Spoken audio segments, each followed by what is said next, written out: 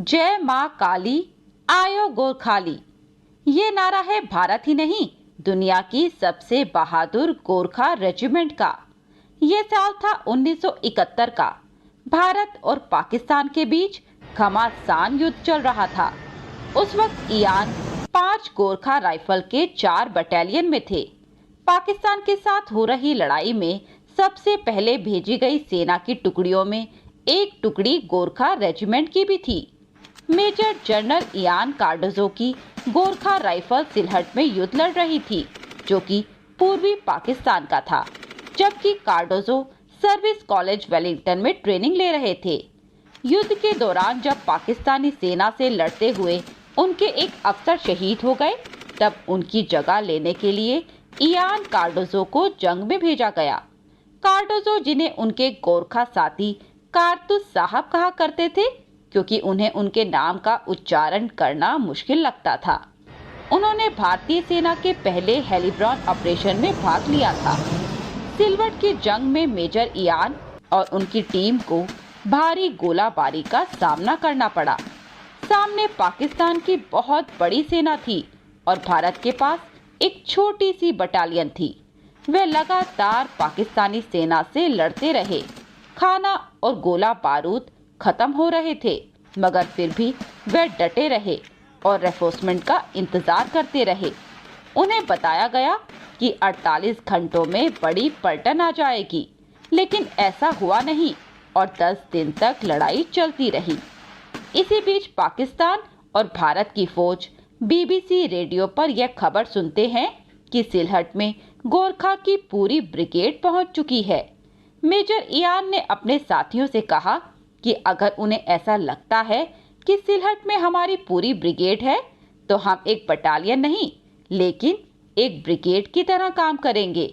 और फिर उन्होंने ताबड़तोड़ फायरिंग शुरू कर दी और सिलहट में कब्जा कर लिया। जब 1000 जितने पाकिस्तानी सैनिक सफेद झंडा लेकर आत्मसमर्पण करने आए, तो भारत के पास सिर्फ 532 जवान थे और पाकिस्तान के पास 3 ब्रिगेडियर, 2 कर्नल, 173 अफसर, 290 जेसीओ और लगभग 8000 जवानों ने भारत की आधी बटालियन के सामने सरेंडर कर दिया। विजेता गोरखा बटालियन अब शहर की तरफ आ रही थी। तभी मेजर ईयान का पैर बारूदी सुरंग पर पड़ा। एक जोरदार धमाका हुआ और ईयान बहुत दूर जाकर गिर गए। उनका पूरा शरीर लहूलुहान हो चुका था। उनका एक पैर पूरी तरह से जख्मी था।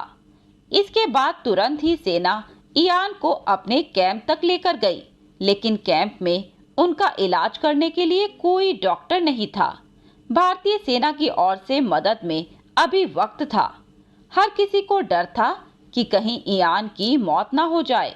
हालांकि ईयान होश में आए, लेकिन उनकी हालत बहुत गंभीर थी। होश में आने के बाद मेजर ईयान ने अपने सीओ से कहा, सर, युद्ध खत्म हो चुका है, क्या आप मुझे किसी हेलीकॉप्टर से अस्पताल भेज सकते हैं? लेकिन सीओ साहब ने कहा कि अभी कोई हेलीकॉप्टर नहीं है, मैं कोशिश कर रहा हूँ। मेजर ईयान ने देखा कि अब उनका जख्म सड़ने लगा है। पैर देखकर मेजर समझ चुके थे कि अब पैर नहीं बच सकता। तभी वहां मौजूद डॉक्टर को मेजर ने कहा, डॉक्टर, मेरा पैर काट दीजिए। लेकिन डॉक्टर ने कहा, अभी नहीं कर सकते, क्योंकि यहाँ पर मेडिकल उपकरण नहीं है। तभी मेजर ईयान ने अपने साथी से पूछा कि मेरी खुकरी कहाँ है। उनका साथी खुकरी लेकर आया। मेजर ने कहा, मेरा पैर काट दें। यह सुनकर उनका साथी घबरा गया और कहा, साहब, मैं नहीं कर सकता, डॉक्टर साहब को आ जाने दीजिए। तभी मेजर ईयान ने कहा, तुम मुझे खुकरी दो। मेजर ईयान ने खुकरी ली और खुद ही अपना पैर काट दिया। अपना कटा हुआ पैर उन्होंने अपने साथी को दिया और कहा, इसे बाहर जाकर गाड़ दो। अब मेजर को बहुत ज्यादा दर्द हो रहा था, लेकिन उनके पास ना तो मॉर्फिन थी और ना ही painkiller. Major Ian Cardozo का ऑपरेशन करना बहुत जरूरी था।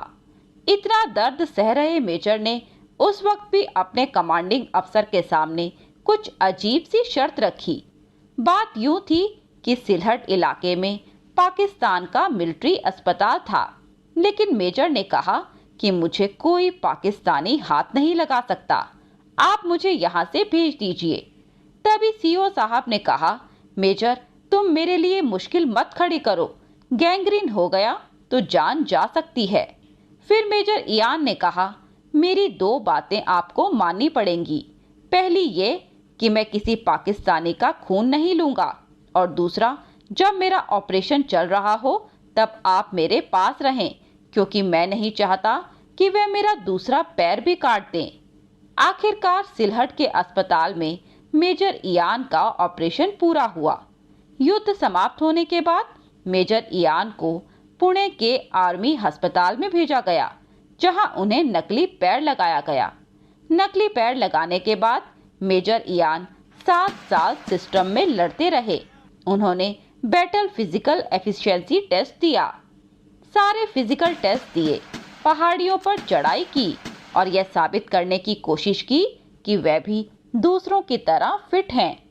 उस वक्त आर्मी चीफ थे तपेश्वर नारायण रैना। उन्होंने मेजर इयान को लद्दाख बुलाया, जहां मेजर इयान की फिटनेस देखने के बाद उन्होंने मेजर को एक बटालियन दे दी।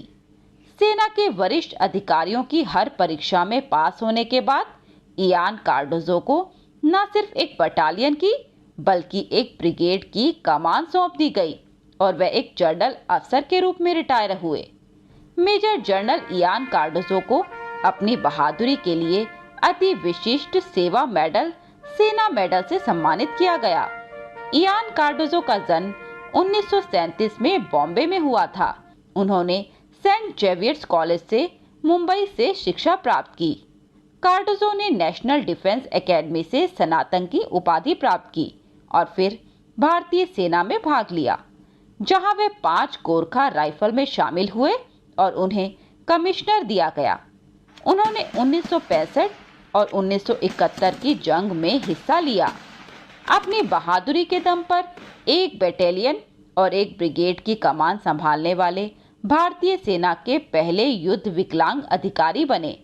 देश के लिए खुद को इस तरह समर्पित करने के लिए बहुत हिम्मत और शौर्य की जरूरत होती है। मेजर जनरल इयान कार्डोजो ने यह साहस कर दिखाया।